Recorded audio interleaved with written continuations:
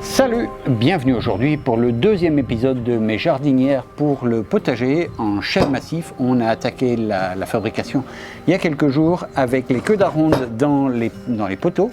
Et aujourd'hui, on va continuer avec toutes les queues d'aronde enfin pas des montants justement, des traverses qui font les côtés et les fonds de mes jardinières. On va mélanger la fabrication de menuiserie et puis tout l'aménagement à l'intérieur du potager avec la mini pelle qui arrive demain ou après-demain, je ne sais plus.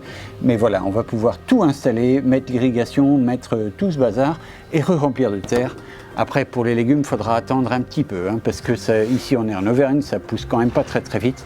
Mais c'était important là au mois de mars de préparer tout ça. Allez, en avant!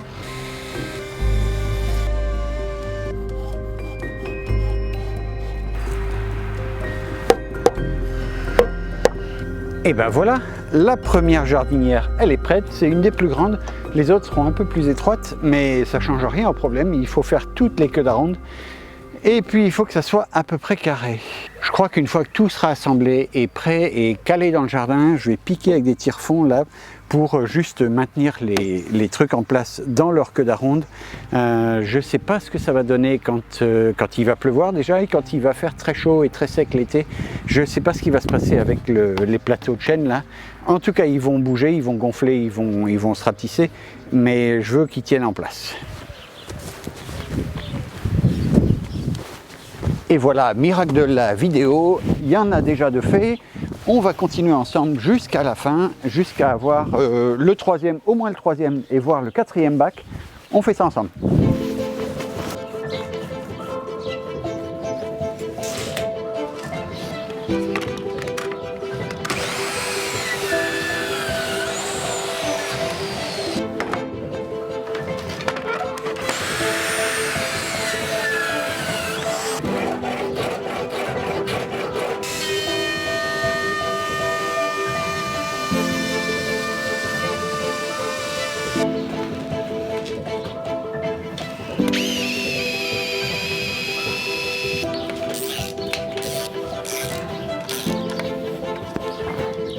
Voilà, sans argent, ça ira pas bien loin.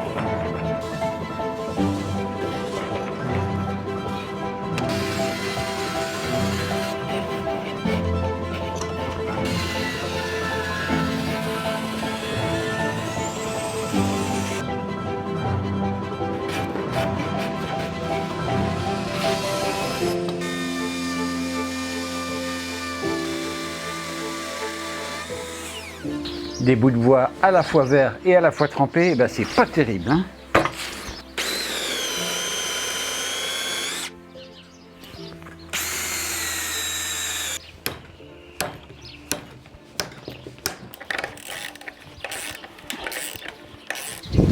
Alors je vais essayer d'en faire un maximum ici dans le garage parce que là il a plu cette nuit et la terre elle commence à coller sérieusement. J'étais tranquille jusqu'à présent mais là c'est vraiment devenu un peu l'enfer. En tout cas il y a un truc que je savais mais j'avais pas imaginé à quel point c'était vrai. C'est super lourd le chêne tout vert.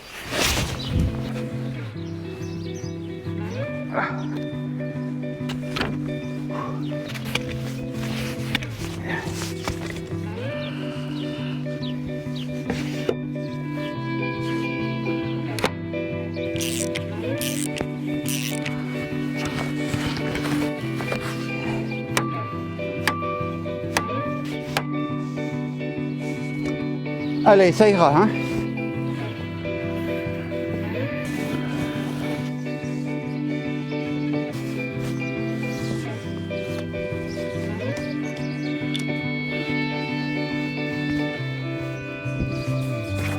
Bon, j'avais commencé à remplir le bac et j'ai pensé qu'il faut absolument mettre un tendeur entre les différents côtés, entre les deux côtés, pour éviter que ça baille de trop.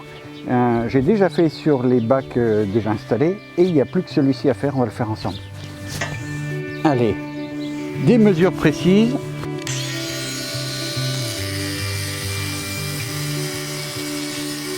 Celui-là là et celui-là là-bas. Hop.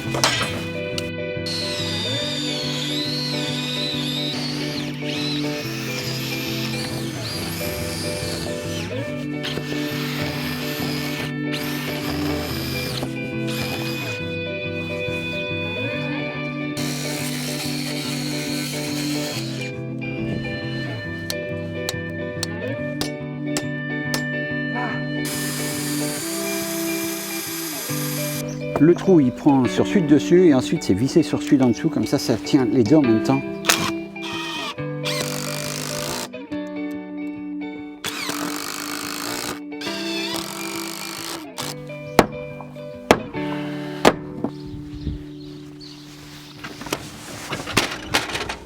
À tremper. Ah.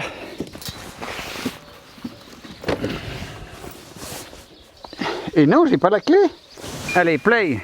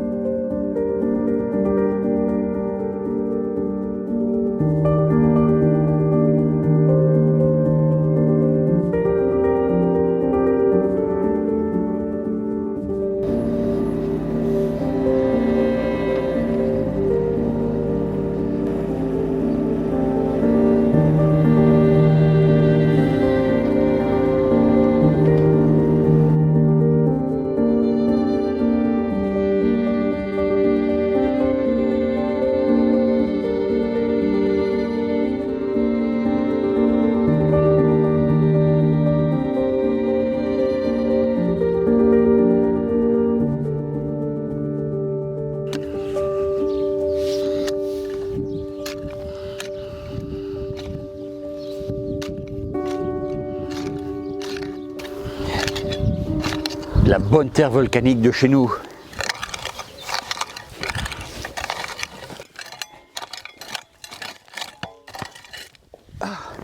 Le pire engin de torture que je connaisse. J'ai été jardinier pendant quelques années et vraiment c'est des mauvais souvenirs qui reviennent avec ça. Il me reste à faire tout le potager derrière, là ici la partie traditionnelle classique à plat. J'avais l'intention au départ de faire 4 grands bacs comme ça, mais en rechargeant la terre à l'intérieur, ben voilà, je me retrouve avec un manque de terre. C'est pas ce que j'ai scalpé par terre avant d'installer les bacs qui m'a permis de remplir tous les bacs. Là j'ai dû piquer de la terre à côté, donc là j'ai plus de terre. J'aurais bien voulu faire un 4e bac peut-être là sur le côté ou derrière, mais enfin voilà, j'ai plus de terre pour faire ça. Je vais pas aller creuser trop profond dans la terre parce c'est pas de la bonne terre en profondeur, il faut prendre la terre de surface. J'ai d'ailleurs eu une petite remarque ou plusieurs petites remarques en disant ouais mais c'est mal de prendre une pelleteuse et tout ça pour remuer la terre, il faut pas déstructurer la terre. Et effectivement il faut pas la déstructurer, mais enfin si je veux charger mes bacs, à un moment ou à un autre, il va bien falloir la déstructurer un peu. Je ne peux pas prendre un bloc de terre et le déposer à l'intérieur, c'est impossible. Donc pelleteuse, et puis voilà, c'est tout. Donc voilà, l'étendeur, je pense qu'ils vont pouvoir remplir leur fonction. En tout cas, ça retient déjà pas mal le côté. Je ne sais pas comment ça va se passer s'il faut en rajouter, parce qu'il va falloir que je creuse à l'intérieur pour repasser une tige à travers. Bon, je fais comme ça pour l'instant. On verra bien. Il y en a un en gros au milieu de chaque grande section. Il en manquerait peut-être un sur le grand bac là-bas, mais bon, ben voilà, pour l'instant il n'y est pas. Vous m'avez vu l'installer, c'est simplement un fer plat vissé à l'extérieur avec des vis à penture et ça marche pas mal pour l'instant. Alors concernant le traitement de ces plateaux de chêne, je vais absolument rien mettre. Comme vous l'avez vu, il n'y a pas de film intérieur pour protéger le bois. Ça va rester comme ça, l'humidité de la terre va s'imprégner dans le chêne. Moi je veux qu'il respire, ce chêne, je veux qu'il s'humidifie, qu'il ressèche derrière. Ça va peut-être pas durer plus que 10 ans, on va dire, mais ça va durer 10 ans et c'est déjà pas mal. Les petites traces noires, là, ça vient du fait que j'ai mis de l'acier brut. C'est de l'acier qui n'a pas été traité, qui n'a pas été peint, qui n'a pas été... voilà, donc il est brut et là, ça crée des réactions avec le chêne, invariablement. Même si j'avais passé le chêne à l'huile de lin ou je ne sais pas quoi, les réactions, elles se font. De toute façon, l'ensemble de ces jardinières vont griser avec le temps. Le chêne va devenir tout gris, même un gris assez sombre. Hein, et puis voilà, ça va être comme ça. Si ça résiste 10 ans, eh ben, ça sera mission remplie.